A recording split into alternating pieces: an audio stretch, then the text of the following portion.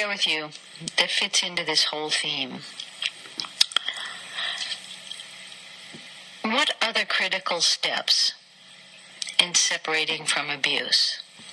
You might say, wow, what's abuse have to do with everything we've been talking about today? But it's interesting to get out from under the power of abuse in your history. You actually have to do some really spiritual things for abuse not to run your life, for abuse not to colonize you, for abuse and your conditioning not to determine your decisions and what you decide to be and how you decide to be. So, okay. I would say the first critical step would be to have a revolution and uncolonize your body, your beliefs. Okay, so your body. What do you have to do to uncolonize your body? You have to be in it. That's a bit of jargon, but we'll go on and see if you can understand it. You have to be in your body. You have to befriend your body. Learning to take care of your health. Dressing appropriately from yourself to please yourself. You need to unobject your body to yourself. To notice inside yourself what foods make you sick. What foods does your body actually like? And you need to let yourself eat from that knowledge, from that intellect, to eat from the inside. Movement. You need to find your own pace from your own voice inside. Resting and speed, alone and people. Limits. You need to be able to see what is good for you and to act on it. If you've been abused, which a lot of people have, you don't really know how to see what's good for you. And you certainly don't know how to act on what's good for you. You kind of know what's good for you, but you don't take it seriously. It's as if it's out there in the ether somewhere. You don't know how to act on what's good for you. A woman I'm working with now said to me, this relationship I'm in is not wholesome for me. It's not good for me. And I'm just stuck in it. I'm in it. And I know it is not good for me, and it hasn't been good for me in a long time. And it's not his fault at all. He's his own person doing his own life, and maybe the relationship's even working for him, but it's not good for me. And then we're just incapable to do any action around that often.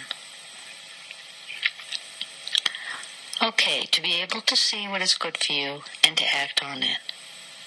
To not make everyone the enemy, but to set limits on their behavior towards you or your behavior towards them.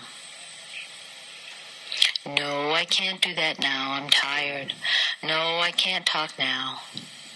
And not make them the enemy for wanting to talk to you or wanting to have things from you. But they're your friend. And being your friend, you can still take care of yourself. So that's another one where if we're making people the enemy and we're making ourselves a victim, something's really wrong. It's about letting yourself make limits, letting yourself take care of yourself without making everybody else the enemy. No self-sacrificing. If you want to uncolonize your being from abuse, no self-sacrificing. Because if you're an abused kid, your whole life feels like a sacrifice. You can be in touch with the context and do what is needed, but from a rightness, not from a self-sacrifice. You still can do what the family needs, not what you need. But from a rightness, it's a rightness and you really want to do what the family needs. It's not a self-sacrifice. I remember when my son was going to rugby, and I felt like I was sacrificing going to yoga at the same time in order to take him for rugby, and that he owed me because I was sacrificing myself. So that's sacrifice, and that has to be not okay if you're getting out of abuse, because then you're just making your kid your perpetrator. So you need to say, okay, what do I really want to do? All right, I want to do what's right for him and what's right for me. Is there a way I can do that? Is there a way I can have somebody else pick him up or take him to rugby and I can pick him up? How can I do that? Okay, anticipating what you may need to support yourself when you're making plans. If you've been abused, you really don't know how to anticipate what you might need to support yourself. And so a lot of people that have been abused can't really make good plans. Or they're the opposite, and they make over meticulous plans that don't have any spontaneity in them. Every single minute is taken care of. But anticipating what you might need to support yourself when making plans, or anticipating what is actually good for you, what is actually wholesome for you. What are you going to need if you take this trip? What kind of support do you need? Do you need to stay in a nice hotel? Can you stay in a backpackers? Do you need to rent a car? What do you need to be eating? What do you need? The other thing to uncolonize yourself from abuse is to go far beyond those initial beliefs. I am imperfect, and that is okay. What do I really want? A lot of times if you've been abused, you don't know how to even think about what do you really want. What you really want is something very vague. Maybe it's something your mother told you, or you learned in school, or you read in a book. You don't have a sense of what's your own goals. And then you don't have a really good sense of what do you need to do to move towards your goals. It doesn't have to be a deep dive all at once, What are your goals and what do you need to do? Even if your goal in that teenager, the mother and the daughter's taking drugs and she's just a teenager and the mother's responsible for the daughter, but everything she's doing, yelling and screaming and taking her daughter to therapy, isn't really working.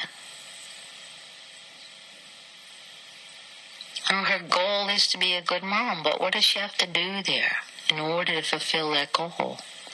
She has to recognize, I can't do this. It's not working the way I'm doing it. And then from there, you kind of let in another kind of intelligence. What is that intelligence that you let in? We've been talking about that all day on this show. We've been talking about that with Tara Brach. We've been talking about that with Tammy Simon. We've been talking about that with Umani.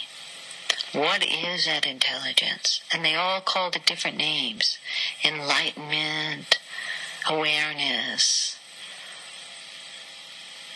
It's that intelligence that comes from not the small I, from the identity being with the grounded being, as they call it.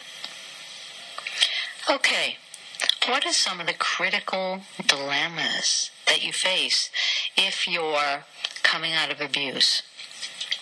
If you really want to uncolonize your whole being from abuse and for the ramifications of abuse, what dilemmas you're going to face? You're actually going to face dilemmas. It's not like a free ride where you say, oh, I'm worthy now. Because often if you've been abused, you feel deeply unworthy, like something's wrong with you. If something wasn't wrong with you, you wouldn't have got abused. And often the perpetrator might even tell you something's wrong with you.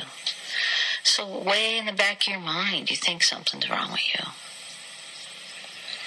Okay, one of the dilemmas you have to face and figure out if you really want to come out of that abuse colonization, and you want to have a revolution and take back your own life, is the difference between caring and exploitation in both self and others.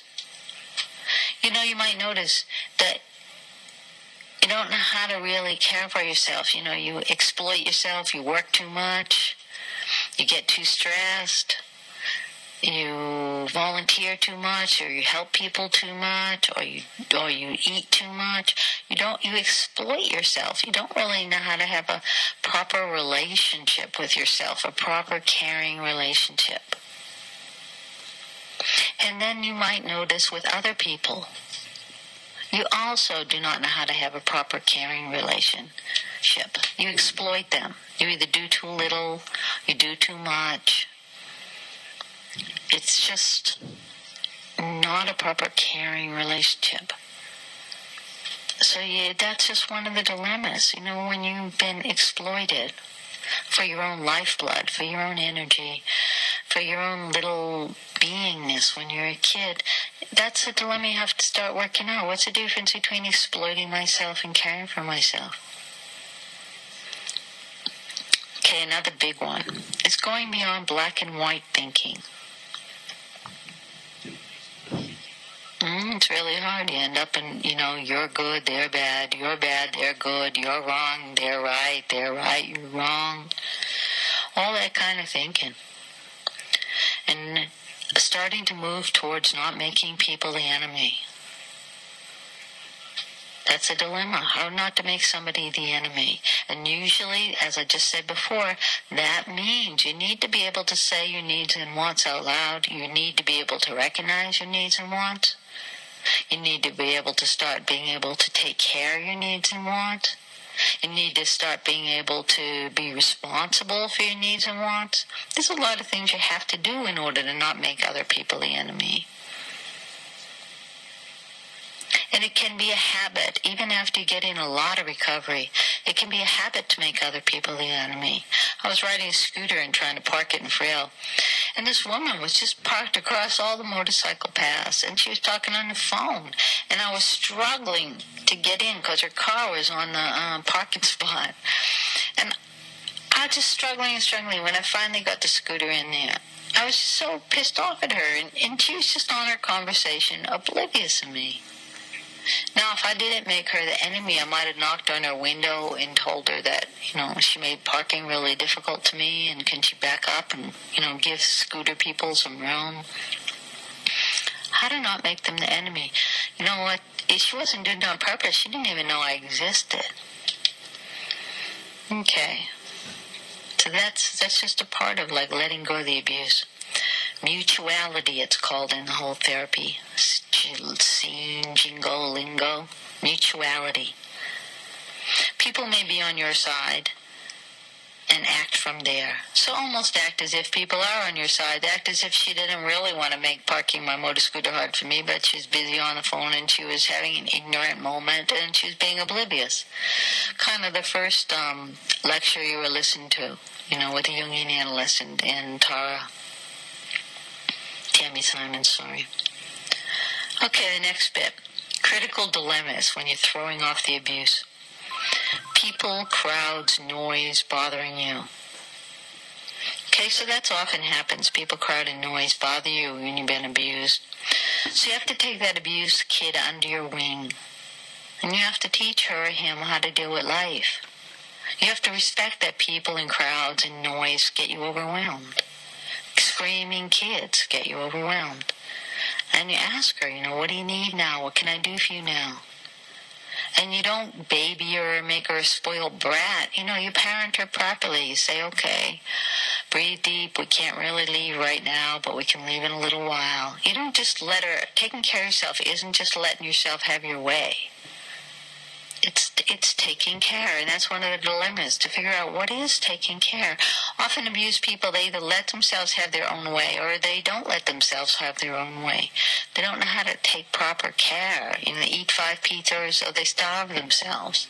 What is proper feeding yourself? How to take proper care. Logic and hiding.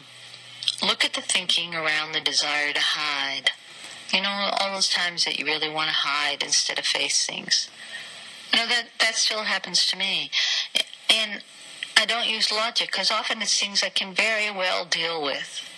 And I just want to hide. I want it to hide under the bed and make it go away. Instead of going, okay, can I deal with this or not? How can I deal with this? And again, from parenting myself, from being my friend. And we get ourselves in real messes, when we don't want to uncolonize our bodies from abuse and we decide just to hide. Because if we decide to hide, then we often have other people do our lives for us. And if we have other people do our lives for us, we're headed for trouble. I remember letting some person drive my motor scooter in Bali, and he almost got us in an accident. And I thought, wow, I'm hiding from taking responsibility from driving, and I might as well drive. If I'm going to die, I want to be the one responsible. I don't want to think any old person can do this better than me. I want to drive my own car. I want to drive my own bike. I want to run my own life. Or you can resource yourself, and get somebody who knows how to do it. There's nothing wrong with that. But from a place of taking responsibility, I'll get a builder who knows how to build a house. I won't try to manage this whole renovation. That brings us to clinging and avoiding. Okay, sometimes we ping-pong when we're trying to uncolonize ourselves, and one of the dilemmas we have to face is what's the difference between clinging and avoiding in relationships with people, with projects, and how not to just keep ping-ponging, but to face our vulnerability. How to be vulnerable and not collapse or be tough. The capacity to hold vulnerability. And that's connected to setting limits. And that's connecting to taking care of yourself. And that's connecting to be able to direct yourself towards your own goals. See, all these things keep being connected, and I love it. They make a little ballet, a little dance. The dilemmas you face when you have that revolution to throw off the colonization of your being. The other dilemma is big swings of emotion. How do you deal with big swings of emotion? Tara was talking about that today. Big swings of emotion. Instead of throwing yourself right in the middle and being a little victim, a little leaf in the wind, how do you deal with big swings of emotion? One is knowing it will pass. That this is a bigger reaction you're having to not being able to control the universe. And let yourself from that place of, I don't know how to manage this, I can't do it alone, this is not working. Wait for some kind of clarity. Wait and trust. I need clarity here. And not just go off, or whatever that great expression is in Australia, half-cocked or something. Asking for help appropriately. Resourcing yourself. How do you do that? Well, you might have to pay money for babysitters. You might have to actually buy good food. You might have to talk to friends and family and ask for help when you don't want to. Okay, so those are just some of the ways to uncolonize your body from abuse. And if you look at that, it's a lot of the things that we've been talking about today around spirituality and around being in yourself and around not identifying with the little self. I think if you've been abused as a kid, you really can't afford to identify with that little self. Because if you identify with that little self when you've been abused as a kid, whoa, you're dead meat. Because it just throws you into that unworthiness. And this is a time, Christmas time, where we have big ideas of how things should be and big fantasies of, the perfect family. And our family may not measure up, and we may not measure up. So we need to be careful in this time that we don't throw ourselves into big miserable dramas. But that we embrace being mutual and take care, though. Really take care. Okay, you're listening to Jesse Greene, Radio Fremantle, 107.9. Give us feedback, Radio.